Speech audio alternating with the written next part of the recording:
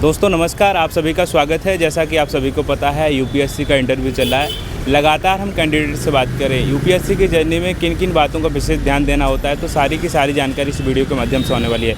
Ma'am बहुत बहुत स्वागत है आपका और बधाई आपके लिए। Thank you. मैम अपने बारे में बताएंगी, क्या नाम है, कौन सा अटैम्प्ट है और मीडियम क्या है आपका? मेरा नाम ऋतुपर्णा है, मेरा 5th अटेम्प्ट है और मीडियम इंग्लिश था। अच्छा, कैसा रहा इंटरव्यू में? चलेगा।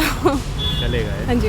अच्छा, ये पहला ही इंटरव्यू रहा? पहला सिविल सर्विसेज का पहला इंटरव्यू था। अच्छा, और भी इंटरव्यू दिए हैं क्या आप? फॉरेस्ट सर्विस का एक इंटरव्यू दिया। अच्छा, पहले भी दे चुके हैं और भी इंटरव्यू। अच्छा, क्या अनुभव कहेंगे इसके लिए आप? अनुभव बहुत अच्छा रहा है। बोर्ड मेंबर काफ़ी कोर्डियल हैं, आपसे पूछते हैं, आपको नहीं आता तो वो उसमें कोई गुंजाइश नहीं करते। आप अपना कॉन्फिडेंट होके जाइए तो वो सही रहता है। ऑप्शनल क्या है आपका? सोशियोलॉजी था। अच्छा मैम, शुरुआत जो करते हैं हम तो प्री से जो स्टेज पहली स्टेज होती है, तो क्या इसकी रणनीति रही आपकी प्री के लिए? मल्टीपल अटेम्प्ट्स दे लिए हैं तो उस बहाने थोड़ा रिवीजन हो गया है पहले से। बाकी स्ट्रैटेजी वही है, अपना स्टैटिक अच्छे से कर लेना चाहिए, फंडामेंटल्स क्लियर होने चाहिए।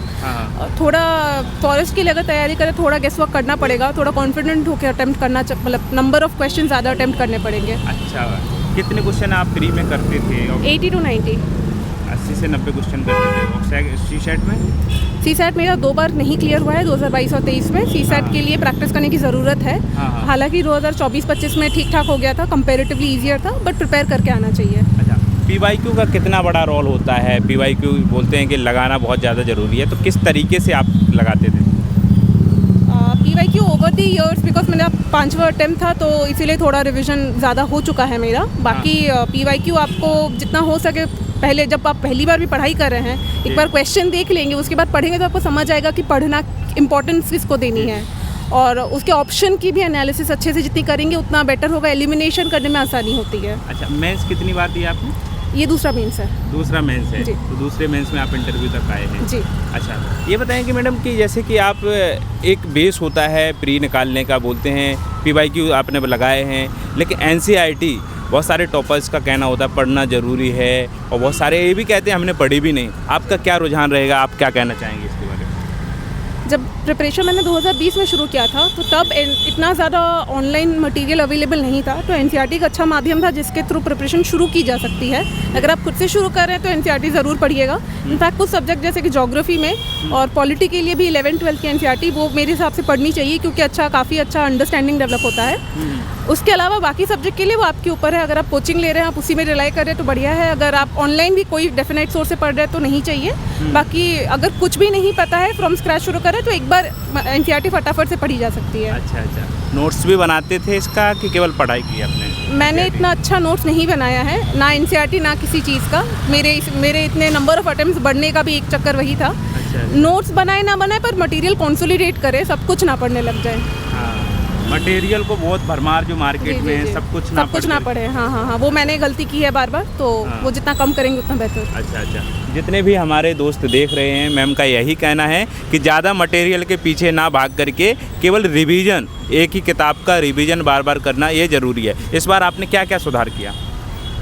पहला मेरा ऑप्शनल केमिस्ट्री था, इस बार सोशियोलॉजी लिया है। मुझे लग रहा है केमिस्ट्री मेरा वीक पॉइंट था, तो एक तो अपने वीक पॉइंट आइडेंटिफाई करना और या तो उसको इम्प्रूव करना, या फिर अगर आपके पास स्कोप है, ऑप्शनल है तो चेंज कर सकते हैं तो करिए। दूसरा है आप फंडामेंटल्स को स्ट्रॉन्ग करिए, और तीसरा है टॉपर कॉपीज़ को रेफर करिए ताकि आपको पता चले कि लेवल ऑफ कॉम्पिटिशन कितना है। अच्छा, क्या क्या टॉपर्स कॉपी में की पॉइंट्स देखते थे और उसके आधार पर क्या आपने बदलाव किए, आपने देखे हैं? काफ़ी सारे डेटा फैक्ट्स फिगर कोट करते थे वो अपने ओपिनियन को प्रूव करने के लिए। दूसरा है डाइवर्सिटी ऑफ पॉइंट बहुत ज़्यादा रहता था, बहुत सारे डिमेंशन से एनालिसिस रहती थी। और तीसरा सारे क्वेश्चन कंसिस्टेंटली अटेम्प्ट हुए हैं, मतलब ऐसा नहीं कि एक क्वेश्चन बहुत अच्छा और एक क्वेश्चन कुछ भी लिख दिया है। तो ये 3 चीज़ें। तो आंसर राइटिंग शुरुआत से ही की थी कि कुछ समय बाद की थी आपने? आंसर राइटिंग मैंने तो बहुत अच्छे से प्रैक्टिस कोई भी अटेम्प्ट में नहीं कर पाई हूँ। मैं प्री और मेंस के बीच में ही मैंने जितना लिखा है। बट अगर आपका आंसर राइटिंग अच्छा नहीं है, आपको खुद लगता है कि लिखने में दिक्कत होती है, तो आपको करना चाहिए। मेरा स्पीड एक इशू रहा है, मैं अभी इस बार के अटेम्प्ट में भी मैं सारे क्वेश्चन कंप्लीट नहीं कर पाई हूँ, तो उस चक्कर में आपको सारे आई थिंक प्रैक्टिस कर लेना चाहिए, सारे आंसर राइटिंग जितना हो सके। जी। अच्छा, एक जो पेपर होते हैं, 2 पेपर होते हैं, ऐसे और एथिक्स, जो स्कोरिंग सब्जेक्ट माने जाते हैं, इनके बारे में क्या कहेंगे और कैसे तैयार किया जाए? उसको तैयार करने का कोई पर्टिकुलर माध्यम नहीं है। जो टॉपर ने अच्छा करा है और जिनका बैकग्राउंड आपसे थोड़ा बहुत सिमिलर है, जी। मेरे हिसाब से आपको उनके आंसर्स देखने चाहिए, उनका ऐसे या एथिक्स के पेपर देखने चाहिए, क्योंकि उसे आइडिया लग जाता है कि अच्छा आप किस लेवल पे हो और कितना इम्प्रूवमेंट चाहिए, चाहे वो लैंग्वेज में हो, कंटेंट में हो, एग्जाम्पल्स में हो। जी जी। बाकी न्यूज़पेपर अगर रेगुलर पढ़ते रहते हैं तो उससे थोड़ा सा फ्लेयर, लैंग्वेज का फ्लेयर डेवलप हो जाएगा, तो उससे ऐसे में मदद मिलेगी। एथिक्स के लिए भी थोड़ा कॉन्सेप्चुअल डेवलपमेंट, क्लैरिटी क्या चाहिए, डिफरेंस बिटवीन बेसिक वैल्यूज जो ethics, equity, equality, justice, fairness, इनके बीच में डिफरेंस क्या है। जितना आप क्वेश्चन फंडामेंटल्स को क्वेश्चन करेंगे उतना आपका बेस स्ट्रॉन्ग होगा। अच्छा, फंडामेंटल मैन ज़रूरी है, उसको स्ट्रॉन्ग करना। अच्छा मैडम, करंट अफेयर्स के लिए न्यूज़पेपर पढ़ रहे थे आप कि मैगजीन पढ़ रहे थे या दोनों पढ़ रहे थे? प्रीलिम्स के टाइम पे PT 365 विजन वाला वो रेफ़र करा है। मेंस के टाइम पे थोड़ा बहुत खुद से न्यूज़पेपर से जो नोट्स अगर बनाए हैं कभी कभी वो रेफ़र करा है, और जो भी ऑनलाइन जो मटेरियल मिला, जो भी न्यूज़ चैनल से मिला या फिर कोचिंग ने भी जो ऑनलाइन फ्री में डाला है उसे रेफ़र करा है। इंटरव्यू के लिए तो न्यूज़पेपर ही पढ़ना पड़ेगा ताकि आपको खुद आप अपने ओपिनियन डेवलप कर पाए। तो उसके लिए लास्ट स्टेज के लिए तो न्यूज़पेपर कंपलसरी है। बाकी के फेजेस के लिए आई थिंक स्टार्टिंग में थोड़ा सा आदत डलने के लिए पढ़ना चाहिए। फिर प्रीलिम्स अब करीब आ गया है तो अब न्यूज़पेपर रेगुलर पढ़ने की इतनी ज़्यादा ज़रूरत नहीं है, आपको बस टच में रहना है। अच्छा, प्री जो नज़दीक आ गया, आपने बताया 2026 का जो प्री होने वाला है, इस समय से जो अभी समय चल रहा है, आपने क्या किया था प्री के लिए? स्पेशल क्या कर देना चाहिए जितने भी एस्पिरेंट देने वाले हैं एग्ज़ाम?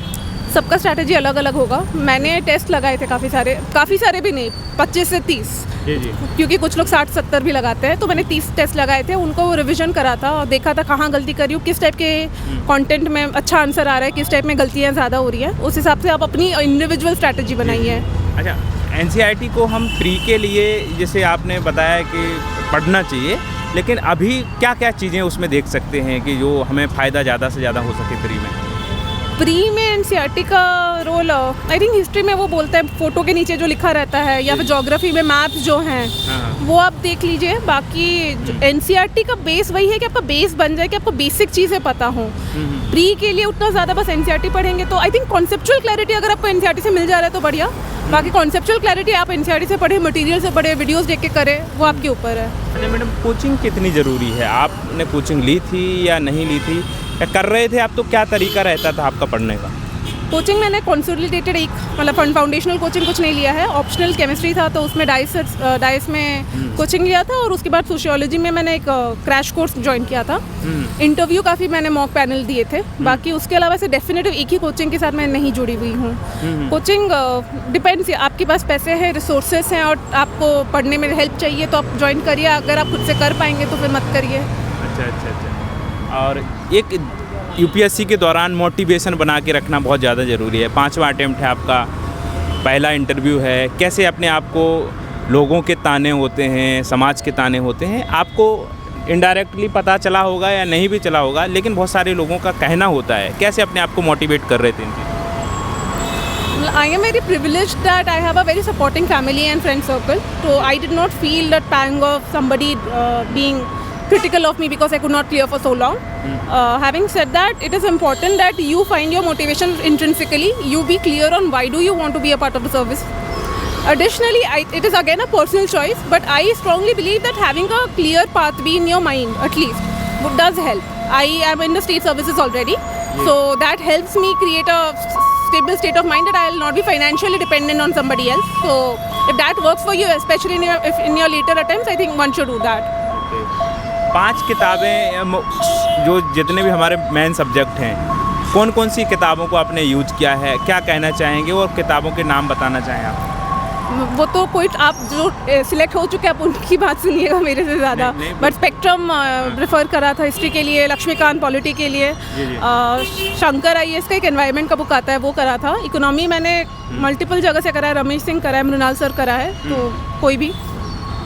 और ज्योग्राफी के लिए GC लियोंग पढ़ा था, बट NCERT भी काफ़ी है। अच्छा, नोट्स क्यों नहीं आपने बनाए? क्या रीज़न रहे आपके लिए नोट्स ना बनाने के? क्योंकि बहुत सारे छात्र आपको देख के वो भी शायद ऐसा ही करेंगे, तो आप क्या कहना चाहेंगे इसके बारे में? नोट्स मैं because I have been a working candidate from the beginning, तो I could not have time to make notes, so that's the first thing. Secondly थोड़ा पर्सनल चॉइस भी होता है। कॉलेज में भी मैंने नोट्स नहीं बनाए थे, तो that is something that I struggle with कि मेरे से बनते नहीं हैं। तो अगर आप बना सकते हैं और वो कर सकते हैं तो अच्छी बात है। अगर भी नोट्स ना बनाए, कंसोलिडेट किसी भी तरीके से करें आप, चाहे वो क्लिपिंग्स रख रहे हो या फिर आपने लिस्ट बना लिया है कि अच्छा ये टॉपिक्स है, मैंने ये ऐसा यहाँ से ये पढ़ा है, तो दैट इज़ एनफ। बट मेरा 5th अटैम्प्ट है, मैंने फर्स्ट अटैम्प्ट में नहीं क्वालिफाई करा। अगर नोट्स बना के कंसोलिडेट कर देती तो शायद इनिशियल कुछ अटैम्प्ट्स में ही क्लियर हो जाता। अच्छा। तो वो मेरे हिसाब से मेरा ड्रॉबैक रहा है। इससे कोई एग्जाम्पल ना लेके नोट्स नहीं बना के चल जाएगा। नोट्स का मतलब ये भी नहीं कि आप खुद से कोई किताब लिखना शुरू कर दें। जो आपने पढ़ा है वो एक जगह पे हो, नोट्स का मतलब ही वही है। अब वो कितने एलैबोरेट है, कितने कंडेंस है, वो आपके ऊपर है। All the best ma'am. Thank you so much. तो दोस्तों ये थी वो सारी की सारी जानकारी जो आप लोग कमेंट करते रहते हैं। सारे डाउट क्लियर किए हमने। जो भी आपके डाउट रह गए होंगे कमेंट करके बता सकते हैं। अगले वीडियो हमारी मुलाकात होगी, तब तक के लिए नमस्कार।